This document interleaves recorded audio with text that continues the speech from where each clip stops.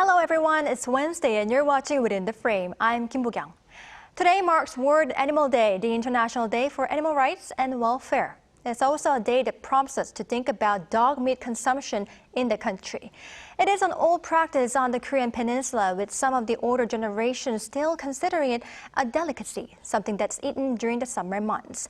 However, as more and more people worry about Seoul's international image and animal rights, it has been at the center of controversy. Backed by such a trend, the National Assembly has been recently speeding up efforts to outlaw dog meat consumption, but it's facing opposition from dog meat farmers. How is this issue developing, and what were other events that have made us think about protecting animal rights? For more on this, we welcome Professor Cho Kyung from Hongik University. Professor Cho, welcome. Hello. Hello. And we also have Tami Dusman, Chief Operating Officer of Dove Project, abbreviation of Dogs of Violence Exposed, a nonprofit organization created to support the end of the dog meat trade in South Korea. Welcome, Tami. Thank you for having me. It's a pleasure to have you with us. Now, Tami, first question to you. Since you are running the Dove Project, rescuing dogs bred for dog meat and helping them to be adopted overseas, could you tell us how common this dog meat consumption is currently in South Korea? Well, it's still quite prevalent, especially in the rural areas. Even in large cities such as Seoul and Incheon, even in Jeju Island, you can see dog meat restaurants serving Boshintang. The good news is that the consumption rate has declined drastically last 10 years and is still declining quite rapidly. The latest poll in 2020 shows 80% of South Koreans reject eating dog meat and 60% support banning dog meat altogether. I am confident that those numbers have increased even more in the last 3 years. All right, I see. So even though the number is currently declining, there are still some people who are consuming this dog meat. Now, Tommy, one more question. How do people from overseas view some people in South Korea eating this dog meat? And how do you believe this affects the country's image, which has recently been elevated through K-pop, K-drama, and movies? It's wonderful on one hand that Korean pop culture has become so popular across the board of all ages all over the world. Korea is now in the center stage in many aspects of global affairs. At the same time, the news, the videos, the images of barbarity related to South Korean dog meat farms and dog meat consumptions are all over the social media and internet. I have had many non-Korean friends and colleagues who ask me if those images are actually fake. When I tell them the truth, they find it quite shocking that South Korean government is still condoning the dog meat consumption in this day and age. The dichotomy between what many outside people think of South Korea versus the dog meat trade is irreconcilable. It clearly and immediately draws a very negative impression against South Korea as a whole country. Many people express great disappointment. It is bad for the nation. There's no doubt about it. All right, I see your point. Now, Professor Cho, I wonder how South Koreans think about dog meat consumption. Some reports say Seoul is still divided over the issue, some saying we should regard dogs as companion animals, while others saying it is a distinctive aspect of Korea's own culinary culture. What do people in the country think of this issue? Well, the surveys that I have seen seem to indicate slightly different figures from what Tami has just said.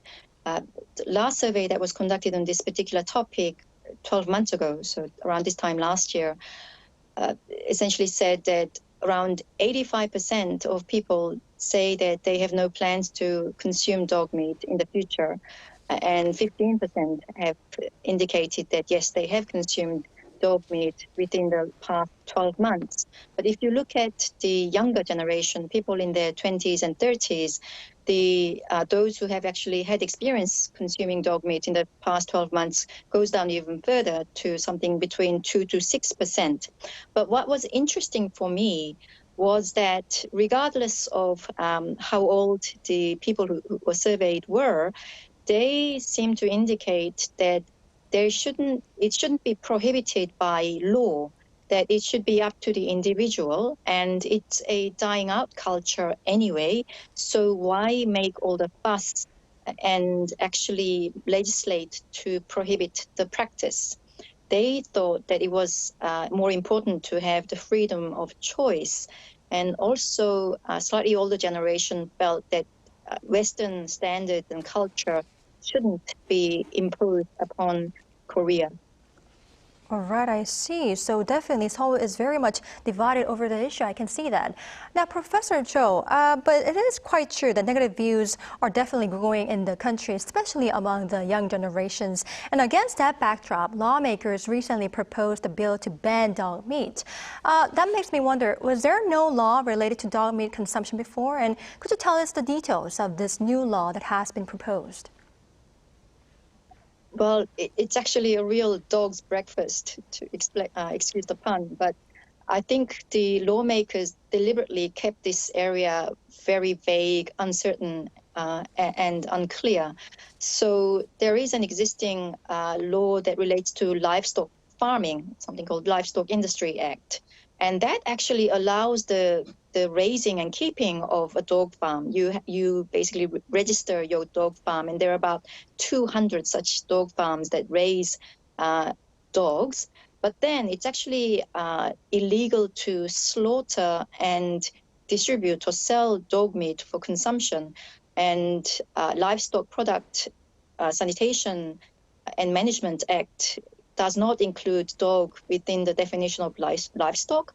There's also separately Livestock Product Act and Food Product Act, which does not include dog meat within the definition of comestibles, so food that people can eat. So selling of dog meat is actually prohibited or illegal, but the keeping and raising of dog for meat is allowed. Now, proponents of dog meat consumption argue that because this is a practice that's been going on for thousands of years in Korea, by customary law, the eating and selling of dog meat is allowed. But most people interpret the legislation to be the opposite of that. But the ultimate point is that currently it's actually a gray area. All right, I see. It is a gray area. Now, Tami, before we get to challenges this bill is currently facing, why do you believe such discussion over a legislative ban over dog meat consumption should take place? And if the bill does get passed, what significance would it have? You know, this discussion over dog meat, whether to ban or leave it alone, has been going on for decades without any significant merit since 1988 Seoul Olympic, I believe. While I understand there is sensitivity involved for the history and tradition of dog meat consumption, we have to recognize that time has changed. There is no other developed and industrialized nation's government that condones and recognizes dog meat trade as a business industry. South Korea is very unique in that. South Korea is the only country that sanctions dog meat trade industry. Also, the dog meat traders have very active and powerful lobbyists working in the government, fighting any legislative movement against their businesses. Politicians representing rural areas are also very sensitive to their constituents, who are mostly middle-aged and elderly. But everyone knows it's a rapidly dying industry and it has no future. And when the bill passes, and I believe it's when and not if, and total ban happens, number one, South Korea will revalidate herself as a leading nation in the eyes of the outside world. It will boost confidence to every South Korean nationals and descendants, especially young people living abroad, as they can now clearly say, South Korea does not allow eating dogs to those people who like to minimize and ridicule South Koreans just on the basis of dog meat consumption. Internally in South Korea, I suspect there will be initial turmoil as the country tries to find footings and move forward with the new law. There will be some growing pains for sure enforcing this new law if that happens or when that happens. There will be a lot of work to do at the government level, providing some sort of support for some of those merchants and traders so they could transition themselves into some other livelihood. But in a short time, I do believe the country will come together as an even better nation than before. All right, I see. It would definitely mean a lot if the bill gets passed in a variety of aspects. But, Professor Cho, this bill is currently facing some of challenges. What are they and how should they be tackled? You know, it's actually one of the very few bills that have bipartisan support. In fact, there is one bill proposed by the ruling party, which was really off the bat of the First Lady, and another bill that's proposed by the main opposition party, and they've actually named it bill to prevent discrimination against Son Heung-min, because famously both Son Heung-min and Park Ji-sung, both star football players from Korea, have had racial slurs leveled against them regarding dog consumption. And these bills essentially prohibit the sale, breeding, distribution, etc., essentially dealing in dog meat at all, and also consuming dog meat, and provide for criminal penalties against that. And as Tami mentioned, it might be a question of when and not if that at least one of these bills get passed. And as I mentioned, because this has bipartisan support, it may happen sooner than we believe, but there is very strong opposition to this because culturally many people believe that this is an imposition. There's also an industry that is existing that is not, that is quite sizable. And all of those people will be out of jobs overnight. And so the government has to provide some kind of alternative for that. And there are others who feel that this is some sort of cultural imperialism imposed upon by the West. And so to overcome that, there has to be some sort of social consensus, and it seems to be very difficult to gather that. All right, I see. I hope the proper discussion is made so that this issue is developed in a very proper direction. Now, Tami, shifting gears a little bit here, a zoo in Gimhae, Gyeongsang-namdo province, had been under fire for allegedly failing to care properly for its animals following pictures of a lion looking very malnourished. Normally, how does the U.S. punish such animal abuse? Animal cruelty is not exclusive to South Korea. We unfortunately also have plenty here in the United States. Statistics show that we have about 1 million animals that are abused annually, and many of those don't survive. The difference, though, here is that we have defined laws for strict animal protection and anti-cruelty laws at federal, state, county, and city levels, and more importantly, they are enforced. Violators are punished with steep fines and also or imprisonment, or both, either or both. For example, California Penal Code Section 597 sub A under animal abuse and cruelty makes it a crime to harming, killing, maiming, or torturing a living animal. It carries a fine of $20,000 and or sentence of up to 1 year in county jail. All right, I see. So that's how the U.S. deals with animal cruelty. Professor Cho, what does Korean law say about such animal abuse? Well, current Korean law is actually quite similar to what the status is in America. If you asked me this question back in 2016, I would have said, well, we don't have such a law, but they actually passed the Zoo and Aquarium Act back in 2016, which came into effect in 2017. And it actually protects those animals that are kept in zoos and aquariums and provides similar kind of protection, preventing animal cruelty, ensuring that they have the right kind of environment to live in, that they receive appropriate nutrition and care if they're sick. They prohibit people from abusing them physically or injuring them, etc., etc. And there are criminal penalties on par with the U.S. law. So 1 year imprisonment or up to, I think it's some $10,000 10 million won fine if there is a breach. But the thing is, there has been a grace period of 5 years for existing zookeepers and aquarium operators in order to get their operations in line with the, for their zoos and aquariums. So we are only really now seeing the effect of the law recently.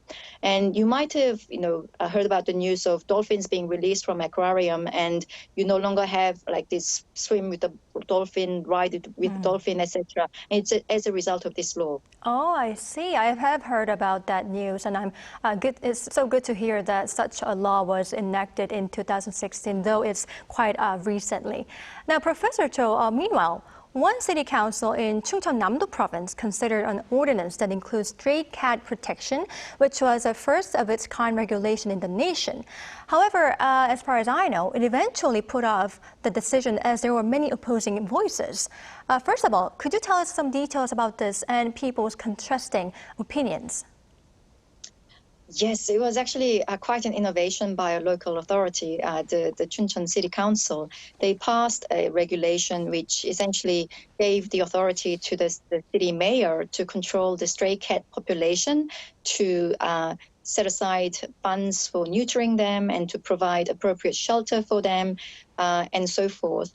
And there was a lot of support for the proposed regulation, but there was at the same time equal amount of opposition. People arguing that human welfare should come first before animal welfare, and they have a lot of uses to which the same funds should be put rather than looking after stray cats. So unfortunately, it has been put on ice for a while. I see. So this new ordinance was unfortunately put off in South Korea. And that makes me wonder, Tami, are there any similar ordinances like this in the U.S.? And how is the U.S. dealing with stray animals? Well, stray animals are a big problem for many places in the United States as well. There are many similar ordinances to control and protect stray animals in the U.S. But in U.S., each state has developed their own laws and in ordinances, and they vary under the county and city levels. Just to talk about cats, in Los Angeles, it's estimated there's about 1 to 3 million feral cats.